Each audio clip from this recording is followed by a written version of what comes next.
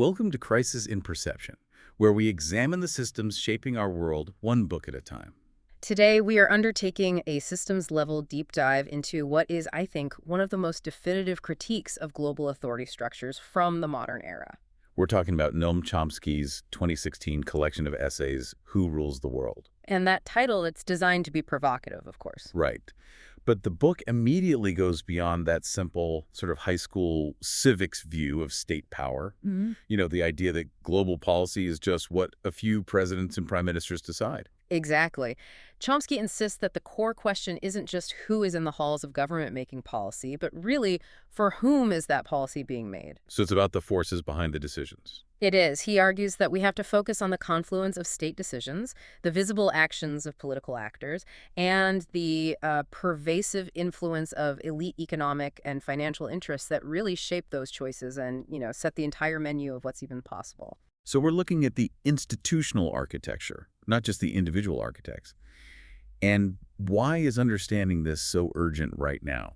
Because these entrenched global power structures, they set the terms for almost everything. They determine the entire global discourse. On everything from immediate conflicts. Right, like the power dynamics in Israel-Palestine or the mechanics of the war on terror, all the way up to the ultimate existential issues of survival for the human species. And when you say existential issues, we mean the two huge dangers that are always sort of looming in the background: the growing risks of nuclear war and the accelerating pace of environmental destruction. The stakes couldn't be higher. So this deep dive is really a mission to understand the machinery of power itself. It is, and our focus here is impartial. It's strictly analytic. We're aiming to examine the structural incentives and the narrative frameworks that consistently reinforce the outcomes we see. We're here to understand why these systems, which are driven by certain institutional imperatives, consistently produce these specific and often destructive outcomes. Exactly. It's not about assigning blame to individuals or to specific political parties. The question we're asking is, what is the logic of the system itself? Okay, so before we dive into the mechanics of all that, we should probably situate the author and the work itself.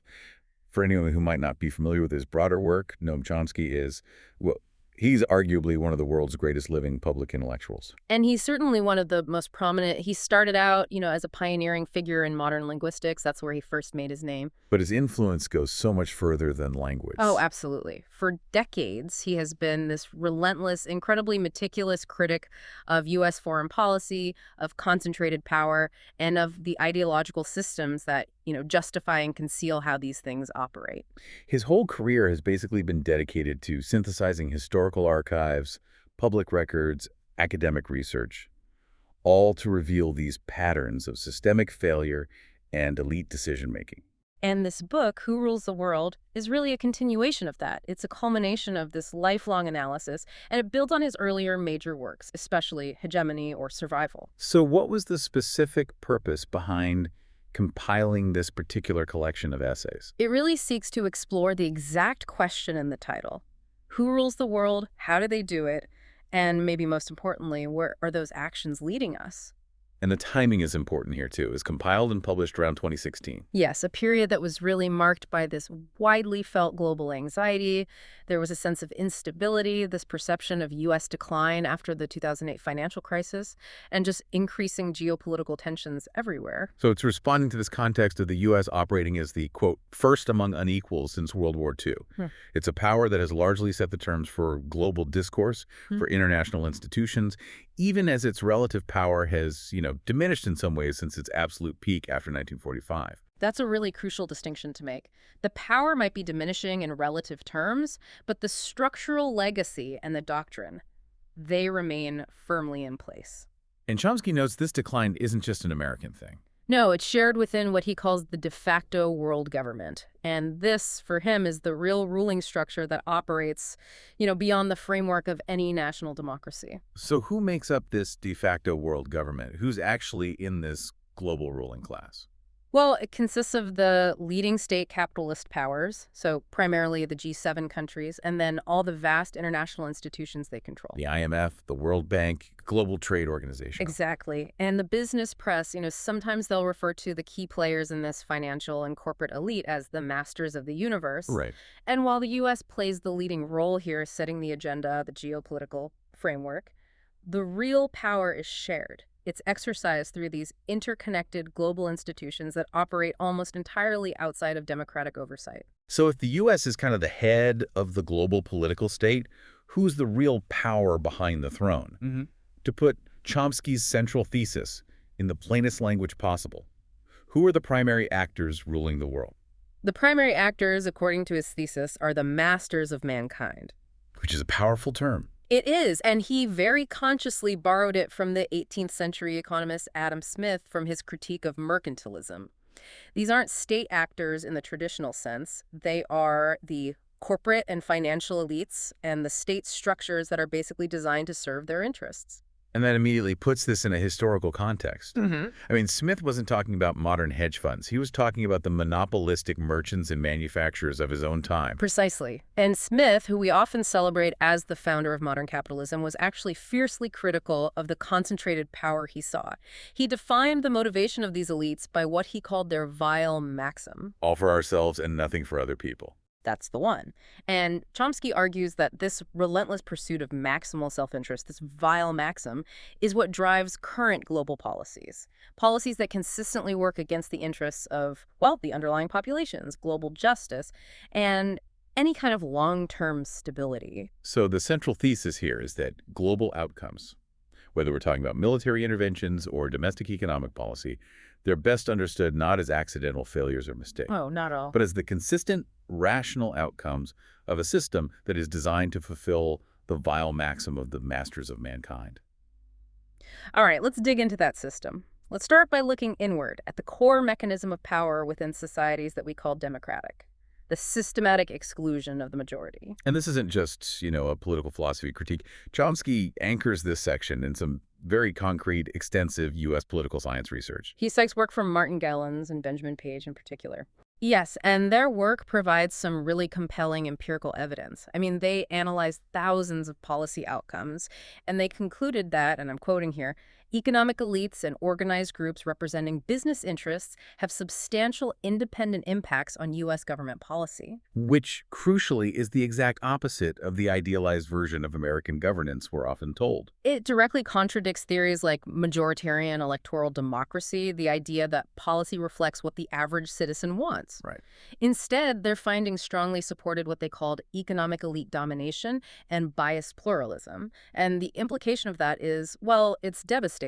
It means the large majority of the population, especially people at the lower end of the income and wealth scale, are effectively excluded from the political system. Their opinions are statistically insignificant. Exactly. They don't determine policy choices. And this is where the mechanism of power really shows itself. One of the most cynical findings he cites is that a remarkably good predictor of what policy will actually pass is campaign funding. So forget public polls and town halls. Just follow the money. That's the argument. The policies that the public overwhelmingly favors, things like minimum wage increases, comprehensive health care, they are consistently blocked if they run counter to the interests of the concentrated wealth that's needed to fund campaigns. And this systemic exclusion often leads to what gets mislabeled as voter apathy. Well, of course. Why would you participate or even follow politics when the structure itself is designed to ignore your voice? And Chomsky is quick to point out that this isn't some uniquely American problem. The same dynamic financial power overriding popular will played out very dramatically in Europe. Oh, absolutely. The Greek debt crisis is probably the most vivid example. Right. You saw decision-making on these crucial fiscal and economic issues shift dramatically from elected national bodies to the centralized Brussels bureaucracy and, more importantly, to the financial powers that control it. The entire institutional structure of the EU is, in a sense, designed to minimize popular input and maximize the influence of finance. And the political elite's contempt for democracy was just laid bare in 2015 with what he calls the savage reaction to the Greek population trying to determine its own future. The Greek people voted overwhelmingly to reject the draconian austerity measures being proposed. And the response from the Troika, the European Commission, the European Central Bank, and the IMF was immediate and brutal. They imposed even harsher austerity policies. I mean, the very idea of the people of Greece determining their own fate was met with what amounted to a declaration of financial war. And what was the stated goal of that austerity versus what actually happened? Well, the policies were supposedly aimed at reducing Greek debt. But, as Chomsky notes, the austerity measures actually increased the debt relative to GDP. while shredding their social fabric. Absolutely. Mass unemployment, immense suffering. The ultimate unstated goal wasn't to save Greece. It was to bail out the major French and German banks that had made these incredibly risky, ill-advised loans in the first place. So Greece just became a funnel. A funnel to transfer the costs of those banking errors from concentrated financial interests onto the European tax bench and the suffering Greek populace. It's a pristine example of the masters of mankind overriding democratic will for their own self-preservation. Okay, so let's shift our gaze from that domestic exclusion to global control. Chomsky meticulously lays out the foundational U.S. strategic planning since World War II, which was built on maintaining control over what the planners called the Grand Area. The Grand Area. This was conceived during World War II as this vast, strategically crucial zone that the U.S. intended to organize and control after the war. And it spanned the globe, but it had a special focus. A critical focus on the Middle East North Africa region, or MENA. State Department planners in the 1940s were incredibly explicit in their documents. They described MENA as a stupendous source of strategic power and probably the richest economic prize in the world. So the goal from day one was to ensure control over those resources. But Chomsky argues the concern has always been deeper than just access to oil. It's fundamentally about control. As one influential advisor, Adolf Berle, articulated back then, control of the Middle East's incomparable energy reserves would yield substantial control of the world. Yeah, the strategic logic follows from that. It does. If the U.S. loses control of that region, its global dominance is threatened. And that is the logic that drives perpetual intervention. And this original strategic objective, it just gets repackaged in modern foreign policy, which brings us to the Clinton Doctrine. Right. The Clinton Doctrine, which came about in the 1990s, explicitly declared the U.S. right to use military force unilaterally to ensure uninhibited access to key markets, energy supplies, and strategic resources. Which requires a massive military footprint. Huge military forces forward deployed all over the globe, not necessarily for defense, but in order to shape people's opinions about us, which is a euphemism for deterring dissent, and to shape events that will affect our livelihood and our security. It's the official statement of the imperial doctrine. But the doctrine isn't just about resources. It's maybe even more about stamping out any sign of independent development that might inspire others to leave this grand area system. This is what he calls the virus of independent nationalism. Henry Kissinger famously framed independent, self-determined movements like the democratically elected Salvador Allende government in Chile in the early 70s as a virus that might spread contagion. The fear wasn't Chile itself, but the example it might set. Exactly. The fear was that if Chile could successfully pursue independent socialist development, then other, more resource-rich nations might decide to follow suit. So the destruction of Allende's government, which led to the 1973 coup, wasn't about a threat to U.S. security. It was about internal control over the system. Absolutely. The goal of the U.S.-backed overthrow of Allende was explicitly to kill this virus, to demonstrate that if the United States couldn't maintain control over Latin America, it couldn't expect to achieve a successful order elsewhere in the world. So destroying that movement was necessary to maintain global dominance. And in Kissinger's famous term, U.S. credibility, that one word, credibility, tells you everything you need to know about what kind of behavior is acceptable within this global system. It's about the enforcement of submission. This doctrine of control, it needs a lot of ideological justification. And that brings us to Chomsky's really powerful critique of how human rights and violence are selectively perceived. He starts by delineating two categories of intellectuals. Yes. On one side, you have the responsible intellectuals. They're technocratic, policy-oriented, and they serve the state, making sure the prevailing narrative stays on course. And they're rewarded for it. With positions of influence, with prestige. Then on the other side, you have the eccentric or value-oriented intellectuals, the dissidents. The ones who dare to challenge authority, to question official war aims, to apply universal moral principles. And the historical pattern he outlines is just remarkably consistent. The conformist is honored, while the dissident, the one who applies moral principles to their own government's actions, is often punished, denounced, or silenced. And this ideological filter, it allows for what he calls selective outrage. Right. So violence committed by our enemies, an act of terrorism by an adversary, like the Achille Lauro hijacking in 1985, is met with absolute moral horror. It generates extensive, sustained media coverage, political condemnation, even movies. But comparable, or even vastly more severe, terrorism committed by the U.S. or its allies is just. It's conveniently ignored. It's disappeared from historical memory. Think about that Achille Lauro hijacking. It's often held up as this benchmark of enemy terrorism. Chomsky points out this was retaliation for the Israeli bombing of Tunis just a week earlier, ordered by Shimon Peres, which killed 75 Tunisians and Palestinians. And Washington cooperated by not warning Tunisia. And Secretary of State George Shultz actually called the bombing a legitimate response to terrorist attacks. So a large-scale state bombing that kills 75 people is legitimate. But the hijacking that followed is an outrage. But that's not even the worst example from that year he provides. No. Even more severe was the Beirut car bombing that same year, timed for Friday prayers outside a mosque. It killed 80 people and wounded 256, mostly girls and women. And that attack was carried out by the CIA. With Saudi allies, and specifically authorized by CIA Director William Casey, according to Bob Woodward's reporting.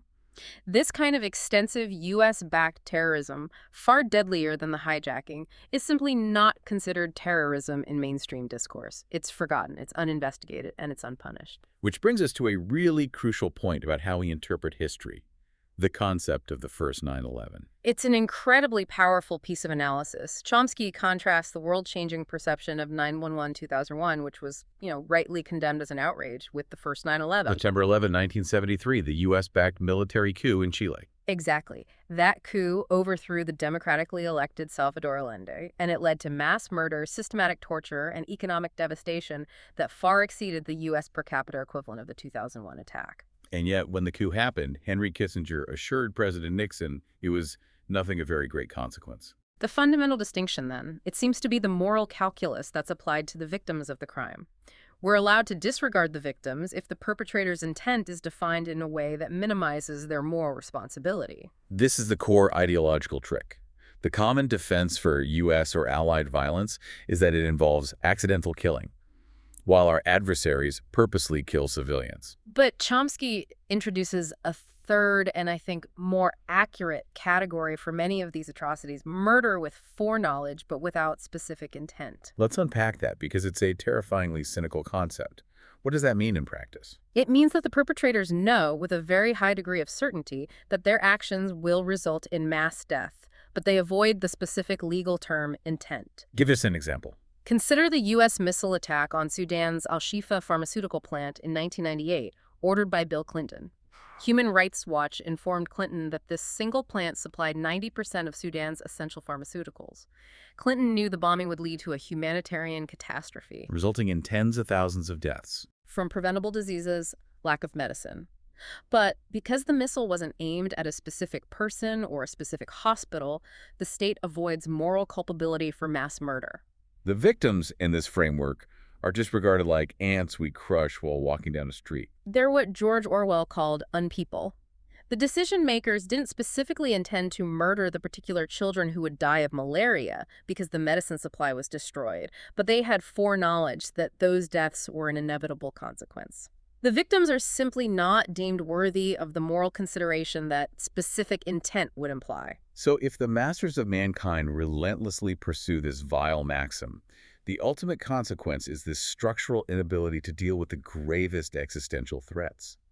Chomsky argues the system just prioritizes short-term profit and power over long-term survival. And he focuses on two overwhelming dangers: nuclear war and climate catastrophe. On nuclear war, the situation isn't just dangerous, it's getting worse. It is. Experts like former Defense Secretary William Perry, who is a highly inflamed specialist, warn that the probability of a nuclear calamity is actually higher today than during the Cold War. And that assessment comes from a mix of deteriorating technology, political instability, and new policies. Critically, dangerous new policies. The U.S. is actively pursuing what he calls national insecurity through a massive modernization program. We're talking about a planned, Trillion-dollar enhancement of nuclear weapon systems. Correct.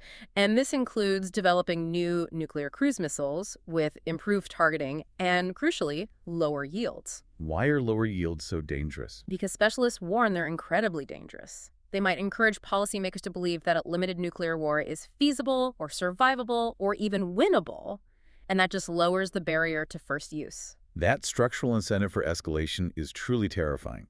If leaders start thinking they can use a nuke without immediate mutual annihilation, the probability of it happening just skyrockets. And on top of that, these new cruise missiles have both nuclear and non-nuclear variants. So if a foe under attack detects a missile, they might have to assume the worst, a nuclear strike, and overreact, initiating nuclear war. We're creating a hair trigger system. That vastly increases the risk of global disaster purely in the name of strategic dominance and maintaining the military-industrial base. Okay, moving to the second great threat, climate change. The data Chomsky reviews on the pace of environmental destruction is just deeply alarming. The scientific consensus confirms that average temperatures are increasing at an astonishing rate. It's equivalent to moving south about 10 meters every single day. Which is about 100 times faster than most climate change that we can observe in the geological record. And some technical studies suggest it might be up to 1,000 times faster. Chomsky stresses that scarcely a day passes without some near ominous scientific discovery about this breakneck pace of destruction. So if the richest, most technologically advanced societies have the capacity to address this, why are we, in his words, racing full speed ahead toward disaster? Because the problem is fundamentally institutional. It stems from the economic structure of the masters of mankind. In market systems driven by that vile maxim, saving the environment is simply dismissed as an externality. It doesn't contribute to the immediate balance sheet. Right. And because businesses are basically required to maximize returns for shareholders, they have to prioritize short-term profit and market share. Which makes environmental destruction close to an institutional imperative. It does. If one company tries to internalize the costs of environmental protection, they'll be undercut by competitors who don't. The structure rewards those who exploit the environment most ruthlessly. And that leads to what we see in politics, where influential figures tied to fossil fuel interests actively dismantle environmental protections, even with overwhelming public concern. Okay, so we've seen the symptoms of this elite control and policy, the Greek crisis, dangerous nuclear systems. Now let's try to reverse engineer the actual systems that generate these outcomes. Let's start with the economic architecture, the mechanics of the plutonomy. Right. Chomsky analyzes this major economic shift that started around the 1970s, the transition away from regulated industrial capitalism toward financialization. And this shift kicked off a cycle. A self-reinforcing, vicious cycle of wealth concentration, primarily among the top fraction of 1%, CEOs, hedge fund managers, financial executives.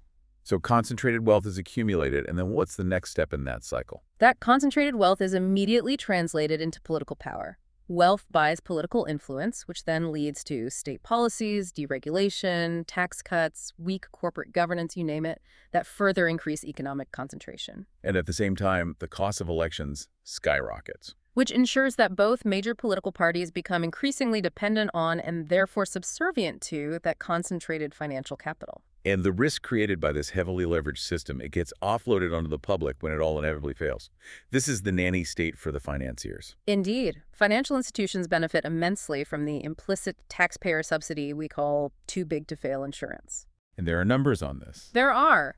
Bloomberg News, citing an IMF working paper, calculated this implicit subsidy for big banks is about $83 billion a year. $83 billion annually. And for many of these institutions, that figure virtually equals their entire annual profit. It's a massive, unlegislated transfer of wealth from taxpayers to financial institutions. So this insurance guarantees they can take huge risks for huge rewards. Knowing that when the system crashes, like it did in 2008 and many times before, they will run to the nanny state for a taxpayer bailout, while the architects of the crash walk away wealthy. And this has been the regular structural process since the Reagan era.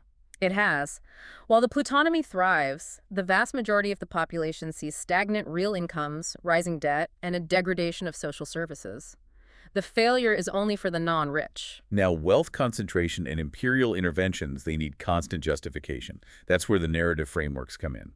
Chomsky spends a lot of time dissecting the enduring power of the city on a hill myth. This is the idea that the U.S. is inherently a benevolent actor with a transcendent purpose, uniquely charged with spreading peace, freedom, and democracy around the world.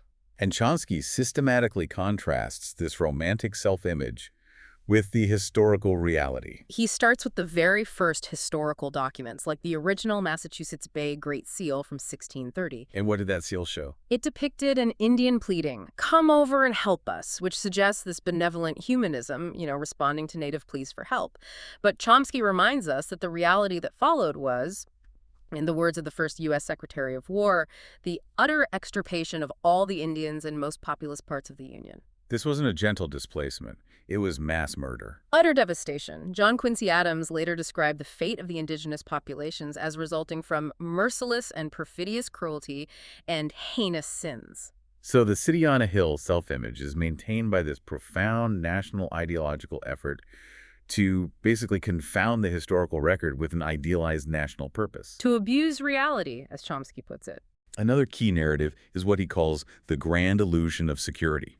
We're constantly told that a government's primary mandate is the security of its population.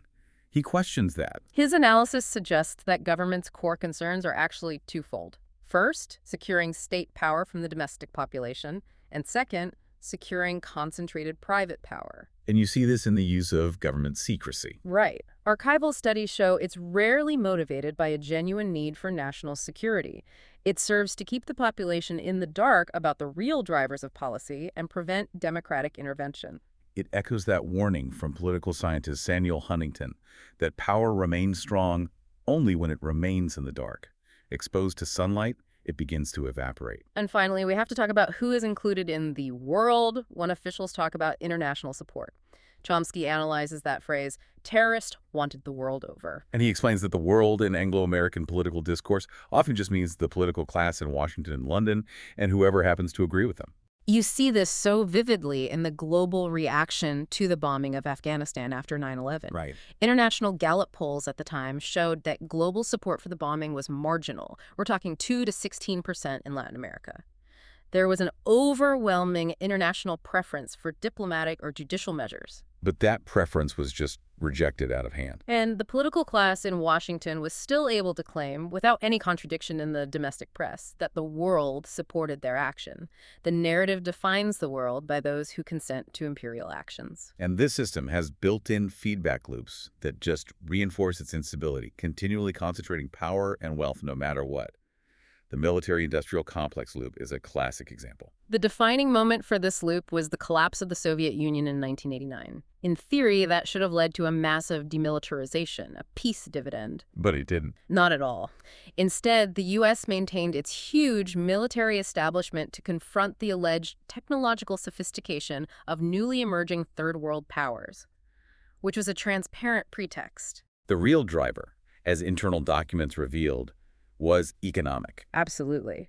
The new policy conceded that it was necessary to maintain the defense industrial base, and this is a crucial euphemism. What does it really mean? As Chomsky reveals, it's a euphemism for the advanced high-tech industry that is highly reliant on extensive government subsidy and initiative, often funneled through the Pentagon's budget under the cover of military spending. So the state intervention, the massive funding for R&D, is hidden inside the military budget. That makes it politically palatable while it supports concentrated private power. Yes. The military establishment provides the perfect conduit for massive taxpayer subsidies to advanced private industry, all within a system that is somehow still championed as a free market economy. It's a powerful feedback loop.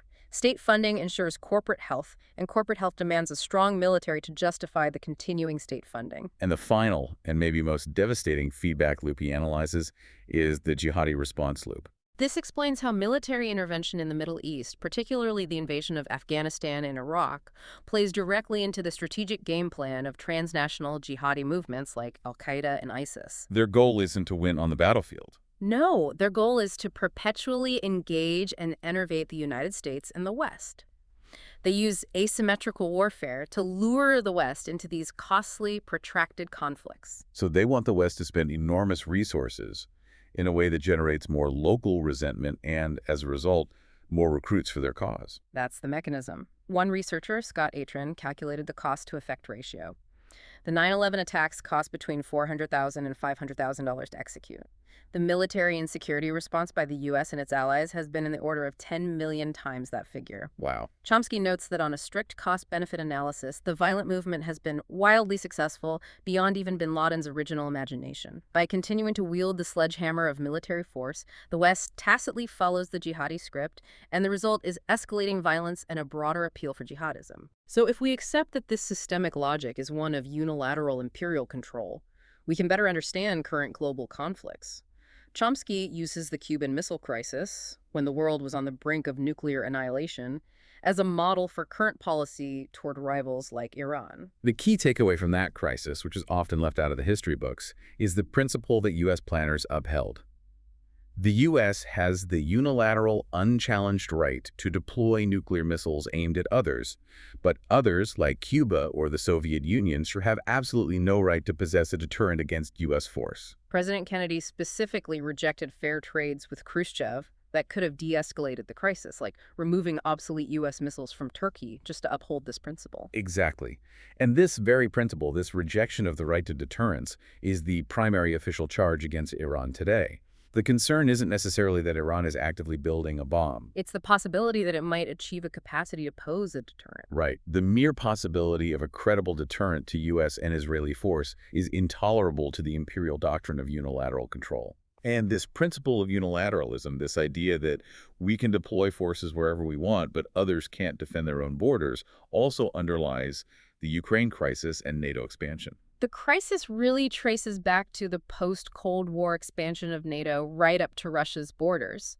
And this was in violation of verbal pledges given to Gorbachev that NATO would not expand 1 inch to the east. And Russia and much of the global south sees this steady encroachment as profoundly threatening. Of course, it establishes strategic primacy for the U.S. and its allies right near its vital borders, but the U.S. defines its actions and control over the region as purely defensive. That's the crucial political definition. The United States regards its policy of controlling the seas off China's coasts as defensive, while China sees it as a threat. Conversely, China regards its own buildup as defensive, while the U.S. calls it threatening. This security dilemma only makes sense if you accept the unstated assumption that the U.S. has a legitimate right to absolute global control, and any challenge to that is inherently an aggressive act. So it's not surprising, then, that this behavior has led to a major shift in how the U.S. is perceived around the world. No, not at all. Prominent political analysts writing in establishment journals, people like Samuel Huntington and Robert Jervis, have noted this fundamental change. They cite global polls showing that for much of the world, the U.S. is now seen as becoming the rogue superpower, the single greatest external threat to their societies, and the prime rogue state today. And that perception comes directly from its unilateral use of force, its exemption from treaties it imposes on others, and its persistent adherence to this imperial doctrine. Okay, returning to the domestic front, this structure of power drives an active environmental regression, especially within the political system. Yes, and we see the dismantling of limited environmental protections, even ones initiated by a conservative president like Nixon, most clearly exemplified by congressional Republicans. This behavior is driven by the power of big energy and business lobbies. And these groups have funded decades of propaganda campaigns to confuse the public about global warming, which has had a measurable and devastating impact on public policy. And it creates this huge gap between what the public wants and what policy actually delivers on climate action. And the contrast with the global south is striking. It is. Chomsky highlights that the strongest stands against global warming are often taken not by the rich industrialized powers, but by indigenous communities and the states they govern. He mentions Bolivia, for instance. Bolivia, which has a strong indigenous majority, has constitutional requirements protecting the rights of nature. Ecuador, which is an oil exporter, is one of the only nations known to actively seek aid to keep its oil in the ground. Which is the direct opposite of what rich, powerful states are doing. The contrast could not be clearer. While Bolivia and Ecuador seek to preserve nature, Chomsky observes that the U.S. and Canada are racing full speed ahead to extract every last drop of hydrocarbons as quickly as possible. This is that institutional imperative of short-term profit maximization overriding any potential for long-term survival. So the ultimate consequence of this predatory obsession with fossil fuels is that we are courting global disaster. Yes. The reliance on fossil fuels driven by these elite obsessions courts global disaster. And Chomsky emphasizes that the longer we delay addressing this, the more awful the legacy we leave to future generations will be. The prospects for decent long-term survival are profoundly threatened unless there's a dramatic change, of course. A change that breaks the power of the corporate institutions designed to accelerate this destruction. Exactly. And if the masters of mankind control policy, they also have to ensure the public can intervene. One of the most effective tools for this is the erosion of democratic accountability, which is especially visible in the structure of modern trade agreements. Right. Agreements like the Trans-Pacific Partnership, or TPP, are routinely mislabeled as free trade agreements. Chomsky argues they're not about trade in the traditional sense. They're complex investor rights agreements. And they're negotiated in secret. Almost total secrecy, almost exclusively by corporate lawyers and lobbyists, not by elected officials. So how does the procedure itself block democracy? Well, their fundamental purpose is to impose these investor rights regimes, which further concentrate power in the hands of global capital and supersede national sovereignty. And the agreements are intended to be adopted in what Chomsky calls a Stalinist style via fast-track procedures. And fast track is specifically designed to block discussion. It blocks debate, it blocks amendment by elected representatives, it allows only a simple yes or no vote. And that ensures the will of the corporate architects is imposed without any meaningful democratic input. Beyond trade, he connects modern government practices to these foundational, centuries-old liberties, like the Magna Carta. He argues that modern practices like rendition, which is imprisonment abroad for the purpose of torture, represent a profound offense against liberties established centuries ago. The Magna Carta set crucial limits on state authority. And the Habeas Corpus Act of 1679 specifically barred imprisonment beyond the seas. Exactly, to prevent torture and extrajudicial detention. So when a modern state claims the right to imprison a person anywhere, indefinitely, and outside the rule of law, it's violating rights that Western civilization established hundreds of years ago. And the very idea that the state should have this unchecked unilateral authority Represents a serious offense against liberties. The fact that this practice has become somewhat uncontentious in mainstream political discourse suggests a deep systemic decline in the protection of foundational rights against state power. This all seems to circle back to the core theme, power operating entirely beyond public control, where the public is assigned the role of spectators. Right. In liberal democratic theory, that's the role. The entire system relies on the general population remaining passive, apathetic, and diverted to consumerism or hatred of the vulnerable. This marginalization is critical for the powerful to act as they please. Unconstrained by popular will or electoral cycles. The population's role is to consent, not to govern. And central to this is maintaining the illusion that we live in a free market economy. Chomsky challenges this by revealing the hidden hand of state intervention. We're constantly told the market is sovereign.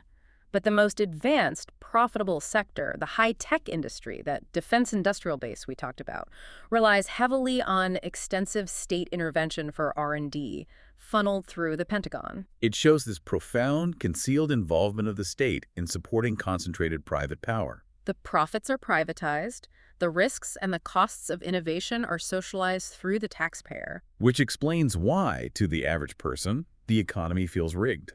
The policies that lead to stagnant wages and rising debt are often framed as an economic failure. But Chomsky argues we should understand them instead as failure by design. These outcomes are not bugs in the system, they're features. They're highly successful for the designers, that tiny fraction at the upper extreme of the plutonomy, the masters of mankind. The failure is not economic, it's explicitly class-based. Exactly. It results from policies intended to maximize elite wealth and power at the expense of the underlying population. Let's delve a bit deeper into how moral narratives, often framed around these high humanitarian ideals, mask structural violence and imperial aims. The doctrine of humanitarian intervention, often known today as the responsibility to protect, or R2P, is viewed by the global south as, well, nothing more than the old right of imperial domination, just dressed up in new, morally acceptable clothing. They see it as a selective tool used to justify atrocities that serve elite interests. A prime example being the US-UK invasion of Iraq in 2003. Right. That invasion, launched with no credible pretext, no UN authorization, led to hundreds of thousands killed, millions of refugees, and it ignited sectarian conflict that directly laid the basis for the rise of ISIS. And yet, in informed Western circles, it can still be blandly called the liberation of Iraq. Which demonstrates the immense power of that narrative framework to sanitize atrocities that serve the imperial doctrine. And this brings us back to the outrage calculus, the reserved moral response only for the crimes of others. Compare the outrage over the downing of Flight 17 in Ukraine, a crime universally called an outrage of unspeakable proportions, with comparable crimes by the U.S. or its allies. We already mentioned the U.S. missile attack on the El Shifa plant in Sudan. Which likely caused tens of thousands of deaths. But because the victims were considered unpeople and the U.S. didn't have the specific intent to kill a particular person, the incident is just dismissed. It creates a hierarchy of suffering based purely on the identity of the perpetrator and the victim's utility to the system. Yes, outrage is reserved for the crimes of enemies, regardless of their scale. Meanwhile, vastly more severe structural violence committed by the masters of mankind, policies that lead to mass death through poverty, sanctions, or destroying essential infrastructure, is rationalized as accidental or collateral damage. The system is structurally designed to disregard those victims as unworthy of moral consideration. So ultimately, Chomsky seems to suggest that the persistence of these systems hinges on whether the underlying populations can successfully overcome these barriers and impose accountability. He draws on Thorstein Veblen's critique, referring to the underlying populations who must hope to overcome the power of business and nationalist doctrine to become alive and fit to live. This necessity for mass popular action to reform an elite-dominated system is really the ultimate test of any society that claims to be democratic. And if the underlying populations fail to overcome that power, then we just continue to see these outcomes that, while disastrous for the majority, are incredibly successful for the elite. That is the ultimate tension. The systems we've mapped are designed with institutional imperatives that consistently subordinate the needs of the species, long-term survival, climate stability, peace to the immediate short-term needs of concentrated capital. So the gap between democratic ideals and political outcomes isn't a symptom of government clumsiness. No, it's a feature of a highly successful class-based system. This deep dive into who rules the world provides a pretty stark lens for analyzing the modern global system. Chomsky really forces us to look past the superficial political narratives and focus instead on these deep-seated institutional imperatives. Profit maximization, imperial control, elite self-interest. These are the things that dictate global outcomes and determine the menu of political choices. And it feels crucial to internalize this perspective now because, as he meticulously documents, the systems themselves are actively accelerating the two gravest dangers facing humanity: Nuclear war and environmental destruction. The prevailing economic structure is fundamentally designed to ignore these known externalities that threaten the decent survival of the species. It prioritizes short-term gain above all else, even when the clock is clearly ticking. Chomsky paints a very stark picture, emphasizing that there is not much time. The question really remains for us, for the listeners and the citizens: can the underlying populations successfully reform this dysfunctional political system? Can they impose accountability, constraining the actions of their own powerful states, before these structural incentives lead us past the point of no return? And the ultimate reflection is on the privilege and opportunity that's afforded to citizens in these powerful states. Chomsky concludes that those of us who enjoy this privilege have a responsibility to use it effectively to mitigate the greatest risks, realizing that the survival of the species might very well depend on successfully overcoming the power of the masters of mankind. We have been exploring the institutional dynamics of global power as critiqued by Noam Chomsky, the author of Who Rules the World. If you found these ideas valuable, we really encourage you to read the book yourself. Support the author or check your local library for free access. For a shorter visual overview of this topic, see the mini explainer linked in the description. And if you enjoy this kind of systems-level analysis, please like, subscribe, and comment with books or topics you'd like us to explore next.